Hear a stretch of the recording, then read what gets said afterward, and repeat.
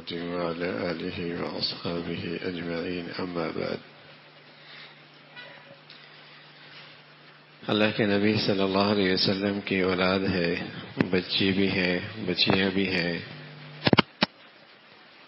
تربیت فرمائی، اخلاق سکھایا، اللہ کی عظمت بٹھائی، بچیاں بڑیاں ہو گئی، اب ان کی نئی زندگی کا آغاز ہے، نکاح ہے۔ تو ایسے موقع پہ اللہ کے نبی صلی اللہ علیہ وسلم کی سنت یہی ہے کہ لا تنکح البکر حتی تستأذن، جوان بچی کا نکاح اس کے بغیر اجازت کے نہ کرانا، اجازت لینا، اس سے پوچھ لینا، اس لیے کہ بچی والد کے گھر میں امانت ہے اور ذمہ دار کے لیے یہ جائز نہیں کہ کسی ایسے شخص سے اس کا بیاہ کر دے، شادی کر دے جس سے وہ راضی نہ ہو۔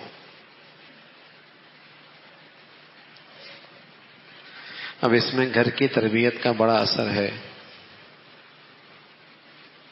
اگر تربیت نہ ہوئی اور بچی کی ضد ایسی جگہ پر نکاح کرنے پہ ہے جہاں ایمان ہی کوئی نہیں، جہاں دین ہی کوئی نہیں، جہاں شرم و حیا ہی کوئی نہیں،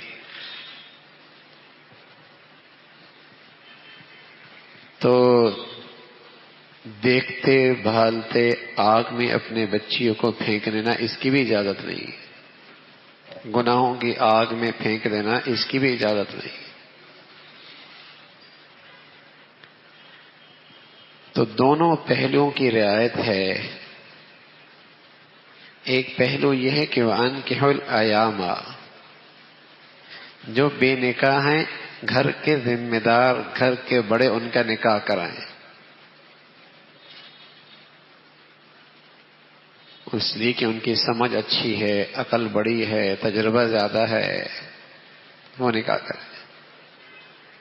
لیکن ساتھ اس بات کی بھی تلقین فرمائی کہ بچی سے اجازت بھی لی جائے، زندگی اس نے گزارنی ہے، اس کی رضا کا بھی خیال رکھا جائے، وہ امانت ہے ایک، اس کا بھی خیال رکھا جائے۔ تو اس کا بڑا اثر ہے اس گھریلو زندگی کی تربیت کا کہ جو ماں باپ چاہ رہے ہیں اللہ کرے اولاد بھی وہی چاہے، اور جس طرح ماں باپ کی ترجیح نیکی اور تقوی ہے، بچی کی ترجیح بھی وہی نیکی اور تقوی ہو جائے۔ خدا نہ خاصہ اگر دونوں کی زندگیوں میں فاصلہ ہو گیا، ماں باپ کی زندگی کا انداز کچھ اور ہے، اولاد کی زندگی کا رنگ کچھ اور ہے، تو پھر جب ازواجی زندگی کی بات آئے گی تو دونوں کے فاصلوں کے اندر بھی بڑا فاصلہ ہو جائے گا، دونوں کے فیصلوں میں بھی بڑا فاصلہ ہو جائے گا کہ ماں باپ رشتے میں کیا ترجیح رکھتے ہیں اور اولاد رشتے میں کیا ترجیح رکھتی ہے، دونوں کی ترجیحات میں فرق ہوگا، اس لیے کہ دونوں کی زندگی میں بڑا فاصلہ ہے نا۔ یعنی اگر ایک ہی گھر سے اماں نکل رہی ہو اور اسی گھر سے بچی بھی نکل رہی ہو، لگتا نہیں دونوں ایک گھر سے نکلے، دونوں کا اوڑھنا بچھونا اتنا مختلف ہے، دونوں کی زندگی میں اتنا فاصلہ نظر آ رہا ہے۔ میں ابا اور بیٹے کی بات کر رہا ہوں، اماں اور بیٹی کی بات کر رہا ہوں، جو زیادہ وقت زمانہ نہیں گزرا، ورنہ پوتا اور دادا دیکھ لو تو، اور پوتی اور دادی دیکھ لیں تو اتنا فاصلہ ہے کہ کوئی یہ ماننے کے لیے بھی تیار نہ ہو، اتنا فرق آ گیا زندگیوں میں۔ تو جب زندگیوں میں فرق ہوگا تو ظاہر ترجیحات میں بھی فاصلہ ہوگا، فرق ہوگا، پھر فیصلوں کے اندر بھی بڑا فرق ہوگا، بڑا فاصلہ ہو جائے گا۔ تو گھر کی درسگاہ کا کامیاب درسگاہ کا ہونا ضروری ہے کہ دونوں کی کم از کم ترجیحات تو ایک جیسی ہوں، پسند ناپسند ہو سکتی ہے لیکن ترجیحات تو صحیح ہوں کہ دونوں کی ترجیحات ایسی ہے کہ ایسا گھر میری بچی کو ملے جہاں اس کا ایمان محفوظ ہو جائے، آخرت محفوظ ہو جائے، دین محفوظ ہو جائے، شرم و حیا محفوظ ہو جائے۔ ترجیح تو دونوں کی ایک جیسی ہو، پھر پسند ناپسند کا خیال رکھا جائے۔ لیکن خدا نہ خواستہ اگر ان ترجیحات میں ہی فرق ہو گیا تو پھر خطرے کی چیز ہے۔ تو رسول کریم صلی اللہ علیہ وسلم نے یہاں اپنی بچی سے جب رشتہ آیا، حضرت عبداللہ ابن عباس لے کے آئے حضرت علی کا رشتہ، کہ یا رسول اللہ، تو میں پوچھتا ہوں میں فاطمہ سے، اور آپ نے یہ رشتہ رکھا سامنے، اور حضرت فاطمہ نے خاموشی اختیار کی، خاموشی اختیار کی۔ تو جوان بچی کی خاموشی رضا ہوتی ہے، اور جو شادی شدہ ہے، طلاق ہو گئی، شادی شدہ تھی، بیوہ ہو گئی، اس کی جب رضا معلوم کر لے تو پھر اس کی خاموشی کافی نہیں ہے، اسے اظہار کرنا ہوگا۔ اس لیے کہ جوان بچیوں میں حیا زیادہ ہوتی ہے، شرم و حیا زیادہ ہوتی ہے، ان کے لیے بس اوقات اظہار مشکل ہو جاتا ہے۔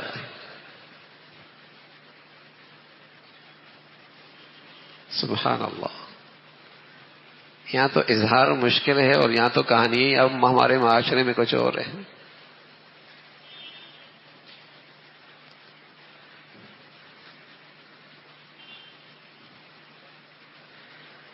تو رسول کریم صلی اللہ علیہ وسلم نے فرمایا، اچھا ہم شادی کراتے ہیں کہ مہر ہے؟ فرمایا رسول اللہ، کچھ اس کی معاشی حالت تو اچھی نہیں ہے۔ فرمایا کچھ تو تمہارے پاس ہوگا۔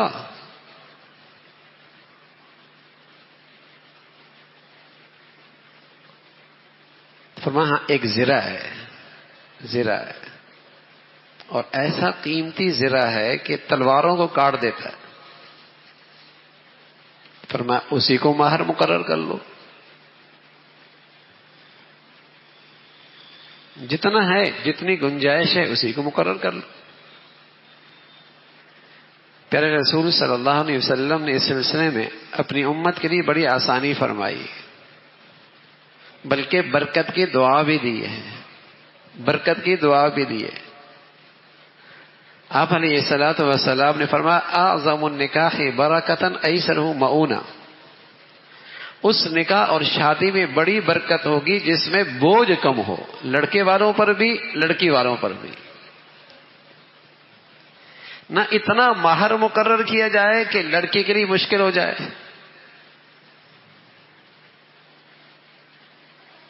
اور نہ ہی اتنا جہیز کا مطالبہ ہو کہ لڑکی کے لیے مشکل ہو جائے، بوجھ کم ہو۔ اور اگر تم نے اسے بوجھل کر دیا اور مہنگا کر دیا تو جوان بچیوں کے لیے اپنی پاک دامنی بچانا مشکل ہو جائے گا، نوجوانوں کے لیے اپنی عفت بچانا مشکل ہو جائے گی، اس لیے کہ تم نے معاشرے میں حلال کو مہنگا کر دیا۔ ایک حلال چیز تھی، اسے تم نے بہت مہنگا کر دیا ہے، اور اسے تم نے اسٹیٹس بنا لیا ہے، اسٹیٹس بنا لیا ہے۔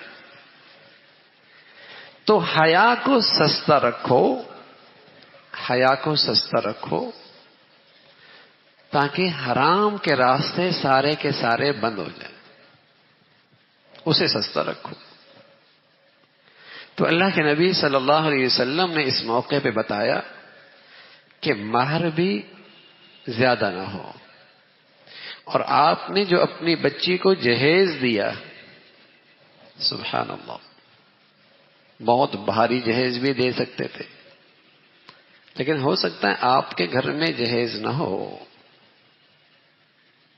آپ کے گھر میں نہ ہو، لیکن جو آپ کے کہنے پہ گردنیں کٹوانے کے لیے تیار تھے، ان کے لیے آپ کے بیٹی کے لیے بہت سارا جہیز اکٹھا کرنا کیا مشکل تھا؟ لیکن آپ نے اس جنت کی سردار عورت کے لیے جو جہیز دیا اپنی حیثیت سے، جو اپنی معاشی حالات تھی، اسے سامنے رکھ کر دیا. اب دیکھیے امام الانبیاء ہے اور خاتون کون ہے؟ جنت کی عورتوں کی سردار ہے. ابا انہیں جہیز دے رہے، چمڑے کا ایک تکیہ ہے، کھجور کے پتوں کی چھال بھری ہوئی ہے، 2 مٹکے ہیں، ایک مشکیزہ ہے اور 2 چکیاں ہیں اور ایک چادر ہے. یہ کل کائنات ہے حضرت فاطمہ کی جہیز کا. بتائیے امت کو سبق دیا، دیکھو حلال کتنا سستا ہے، حلال کتنا سستا ہے. اب تو تم زکاتیں لے لے کر بھی اس حلال کو نہیں پورا کر سکتے، اس لیے کہ زکات لے کر بھی شاہانہ ولیمہ کرنا ہے. حلال کتنا سستا ہے. لیکن یہ حلال مہنگا کرنے والے کہ ان شادیوں کو اسٹیٹس بنا دیا، بڑا ظلم کیا ہے، معاشرے پہ بڑی زیادتی کی ہے کہ حلال آمدنی والے کے لیے اب حلال طریقے سے شادی کرنا مشکل ہو گئی. تو یہ اللہ کے نبی صلی اللہ علیہ وسلم نے اس انداز میں، اللہ کے نبی نے فرمایا علی ولیمہ کر لینا.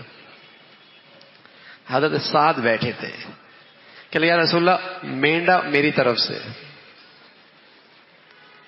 گوشت میرا. دوسرے بیٹھے کہ یا رسول اللہ آٹا میری طرف سے.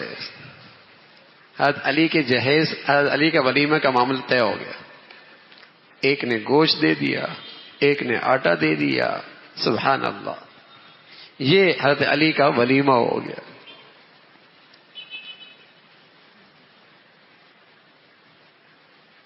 ظاہر علی کے پاس اتنا بھی نہیں تھا، تو دوست نے کہا گوشت میری، کھانا سالن میری طرف سے. دوسرے نے کہا روٹی میری طرف سے.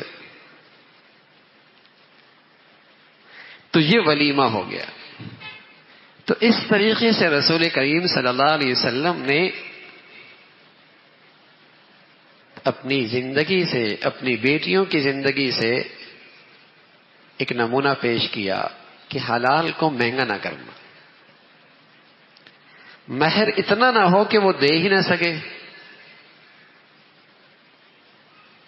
جہیز کی لعنت ایسی مصیبت نہ بن جائے کہ اسی انتظار میں بچی بیٹھی کی بیٹھی رہتے سر کے بال سفید ہو جائیں. نہ نہ، حسب استعداد کر لو گے، آسانی سے اور ہلکے انداز سے کرو گے، برکت بہت ہوگی. اللہ کے نبی نے دعا دی ہے اعظم النکاح برکۃ ایسرہ مؤونہ. اس نکاح میں بڑی برکت ہے جو ہلکا پھلکا ہو. اس شادی میں بڑی برکت کہ لڑکے والوں پر بھی بوجھ نہیں، لڑکی والوں پر بھی بوجھ نہیں. ہاں لڑکا غریب ہے، بچی خوشحال گھرانے سے ہے، اور اگر بچہ باپ اپنی بیٹی کے لیے تعاون کرتا ہے اور اپنے داماد کے لیے سہولت کرتا ہے، کوئی حرج نہیں ہے. اللہ کے نبی صلی اللہ علیہ وسلم نے حضرت علی کے لیے ایک گھر طے کیا، اور وہ گھر حضرت عائشہ کے گھر کے قریب ہی تھا. اتنا قریب تھا کہ اس میں ایک کھڑکی تھی جو ہر وقت گھر میں دیکھ سکتے تھے. تو یوں سہولت کر دینا، یوں مدد کر دینا، یوں معاون بن جانا، کچھ کچن کا سامان دے دینا، رہن سہن کی ضروریات پیش کر دینا، کوئی حرج نہیں ہے. اپنی بیٹی کو دے سکتا ہے، داماد کے لیے سہولت کر سکتا ہے. لیکن مطالبہ کہ فرنیچر ایسا ہونا چاہیے، کمرے کی سیٹنگ ایسی ہونی چاہیے، بناوٹ یہ ہونا چاہیے، اور کوئی چیز ہلکی لگ گئی تو سخت ناراضگی کا اظہار ہے. یہ بڑی کمزور بات ہے، بلکہ مرد کی مردانگی سے گری ہوئی باتیں، یہ کمزور بات ہے. تو اللہ کے نبی صلی اللہ علیہ وسلم نے اپنے گھر کی ذمہ داری اس انداز سے پوری فرمائی اور اپنی بیٹی کو یہ جہیز دیا. پھر ساتھ ساتھ آپ علیہ الصلوۃ والسلام ولیمے کے معاملے کے اندر بھی آسانی اور سادگی فرمائی. پھر جب بچی پہلے دن اپنے میاں کے ہاں جانے لگی تو حضور علیہ الصلوۃ والسلام نے فرمایا تم دونوں میرے پاس ہو. آپ علیہ الصلوۃ والسلام نے پانی منگوایا, وضو فرمایا اور جو بچا اس کے چھینٹے لے کر ان دونوں پر چھینٹے پھینک اور پھر دعا دی اللہم بارک فیہما وبارک لہما فی بنائہما. اے اللہ تو ان میں برکت عطا فرما دے اور ان کی زندگی کی جو آغاز ہے اسے مبارک فرما دے. تو یوں آپ علیہ الصلوۃ والسلام نکاح والے جوڑے کے لیے برکت کی دعا فرما رہے, برکت کا دعا. اور ایسا بھی کرتے تھے کہ بچی کی شادی ہو گئی, اپنے گھر چلی گئی, لیکن ہمیشہ آپ اپنی بچی کا خیال رکھتے تھے, خیال رکھتے تھے. پوچھنا, ملاقات کرنا, جا کے ملنا, اور بس اوقات کوئی تحفہ آتا, کوئی ہدیہ آتا, کوئی چیز کہیں سے آتی تو آپ اپنی بچی کو بھی اس میں یاد رکھتے تھے. آپ کی ویسے بھی بچی ایک ہی رہ گئی تھی, بچے بھی جا چکے تھے, 3 بچیوں کا بھی انتقال ہو چکا تھا اور ساری اولاد کی محبت سمٹ کے فاطمہ کے لیے آ گئی تھی. تو اس طریقے سے رسول کریم صلی اللہ علیہ وسلم اپنی بچیوں کا خیال رکھتے تھے. کبھی ایسا بھی ہوتا داماد میں اور بچی میں برتن کچن میں ہوتے ہیں تو آواز کبھی نہ کبھی تو آ ہی جاتی ہے نا, آ ہی جاتی ہے. تو ایک دن علی رضی اللہ تعالیٰ عنہ غصے میں گھر سے نکل گئے. اللہ کے نبی گھر تشریف لائے. کہا علی کیا ناراض ہو کے چلے گئے؟ آج دوپہر کا آرام بھی گھر میں نہیں فرمایا. اللہ کے نبی نے بھیجا, کہاں دیکھو کہاں ہیں. دیکھا مسجد میں لیٹی ہوئی ہیں, پہلوئے سے چادر ہٹی ہوئی ہے, مٹی جسم پہ لگی ہوئی ہے. کون ہے؟ امام الانبیاء. سبحان اللہ. نہ تو بیٹی سے یہ وضاحت مانگی کہ لڑائی کیوں ہوئی, جھگڑا کیوں ہوا, بات کو نہیں بڑھایا, اور نہ یہ ہے کہ چلو چلو گھر چلتے ہیں, چلو گھر چلو گھر چلو. بس اوقات میکے والوں کی ایسی کمزوری ہوتی ہے کہ چھوٹی بات پہاڑ بنا دیتے ہیں. میکے والوں کی ایسی کمزوری ہوتی ہے کہ چھوٹی سی بات پہاڑ بن جاتی. میاں بیوی ہیں, اونچ نیچ کہاں نہیں ہوتی بھائی, کہاں نہیں ہوتی. برتن اکٹھے ہیں تو آواز آئے گی, لیکن بات بات پہ ساس بیچ میں داخل ہو رہی ہے اور ہر لمحے کی خبر لے رہی ہے. ساس ہر لمحے کی خبر لے رہی ہے, اور کبھی بچی کی ماں ہر لمحے کی کیا ہوا, کیسا ہوا, کیا ہوا. رہنے دو, ان کو زندگی گزارنے دو. بس اوقات ان کے اچھے تعلقات ہوتے ہیں لیکن تیسرا آدمی گھر خراب کر دیتا ہے. بات بہت معمولی ہوتی ہے اور ہوتی ہے گھروں میں, ہوگی ہوتی ہے. اتنے بڑے لوگ ہیں, ناراض ہو گئے چلے گئے. اب تو ایک یہ کہ فاطمہ بھی 20 کپڑے اٹھاتی گھر چلی جاتی.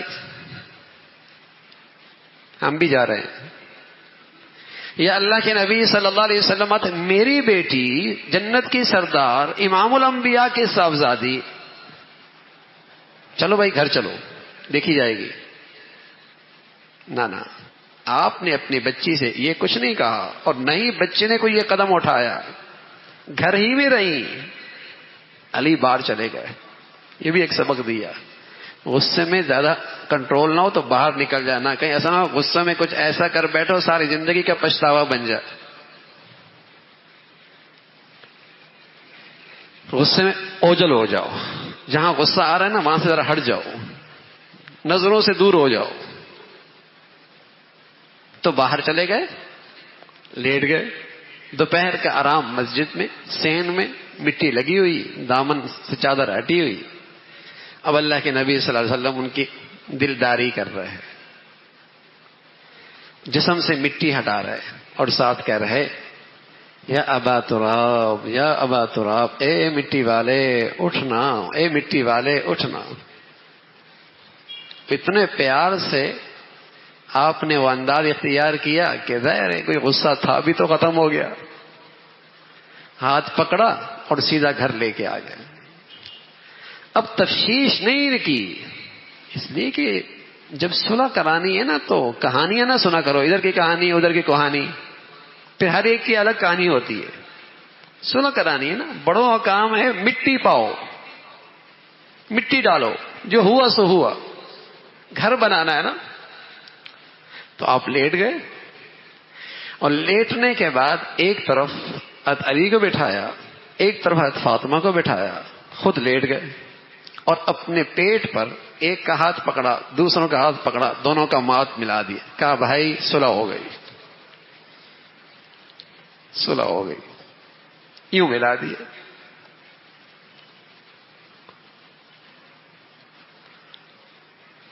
تو بڑے بڑے ہوتے ہیں اور بڑوں کو بڑا پن دکھانا چاہیے. کبھی بچے والے بڑا پن دکھائیں، کبھی بچیوں والے اگر بڑا پن دکھائیں تو میرے عزیزو بچوں کا گھر بن جایا کرتا ہے. لیکن ادھر ناک اونچی ہو اور ادھر سے ناک اور اونچی ہو تو بچوں کا گھر خراب ہو جاتا ہے. ادھر ضد ہے، ادھر بھی تکبر ہے، ادھر بھی انا ہے، ادھر بھی میں، زندگی بچوں کی خراب ہو گئی. تو بڑے بڑے بن کے رہیں، بڑے بڑے بن کے رہیں، بڑا پن دکھائیں. اور بڑا پن ہوتا ہے ملا دینا، جوڑ دینا، دلوں کو اکٹھا کر دینا. توڑنے والے بہت ہیں، جوڑنے والے بہت تھوڑے ہیں. توڑنا آسان ہے بھائی، جوڑنا کام ہے.